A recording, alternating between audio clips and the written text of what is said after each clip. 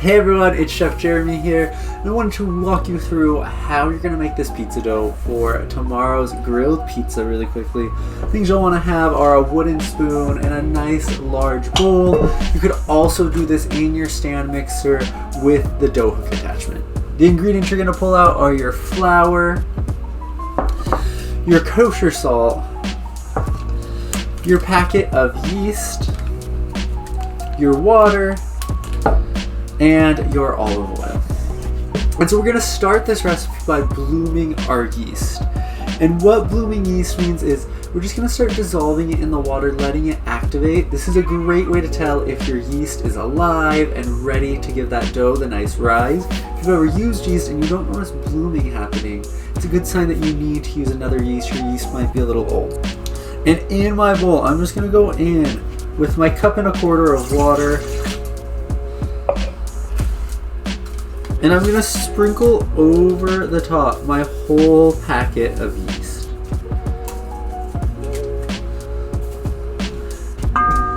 And then I'll just mix it to start the dissolving process.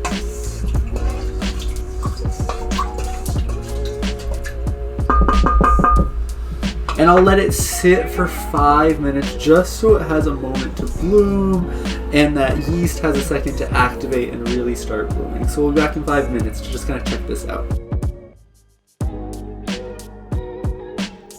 After those 5 minutes, you can see in the bowl all of that yeast has dissolved.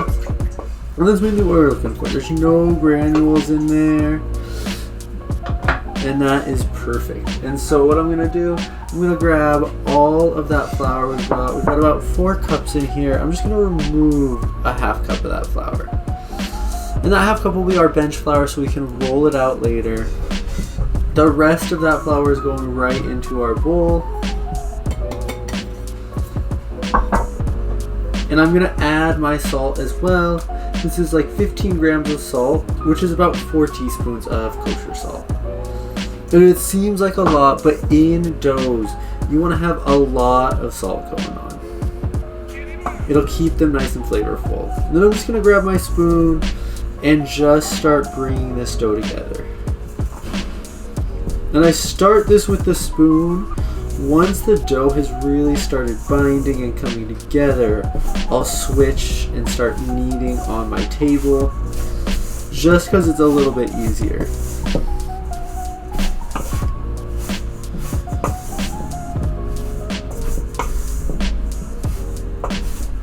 And if you're doing this in a stand mixer, you can knead it for about 10 minutes in the stand mixer.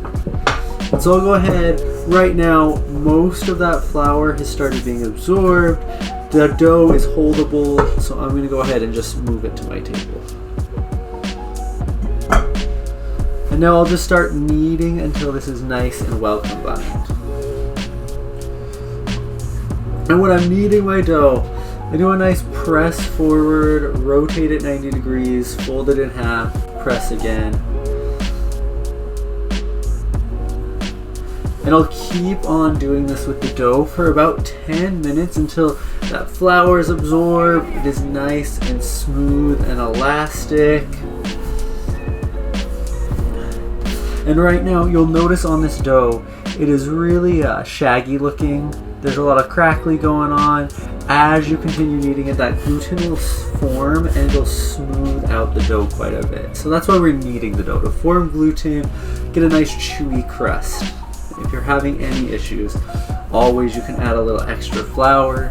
If your dough is feeling a little dry, you're like, mine is not coming together, you can always add a splash of water as you're kneading, just to get that dough consistency fine.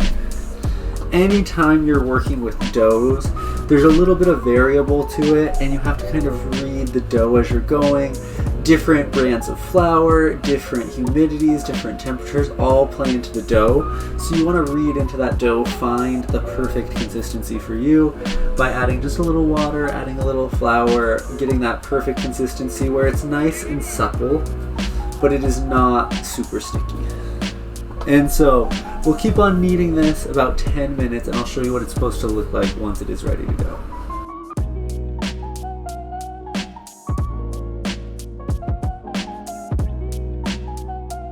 So I've been kneading this dough about 10 minutes, and it's starting to get nice and smooth and elasticy. You can see when you form it into a ball, it doesn't have a ton of cracks in here. It's looking nice and smooth.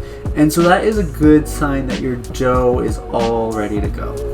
And so once your dough is ready to go, we gotta store it. We're gonna let this proof overnight.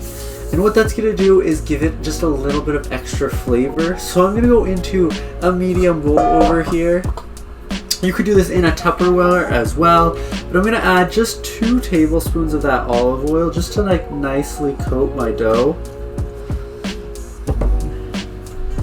And I'll spin that dough around, get it nice and well coated in this bowl.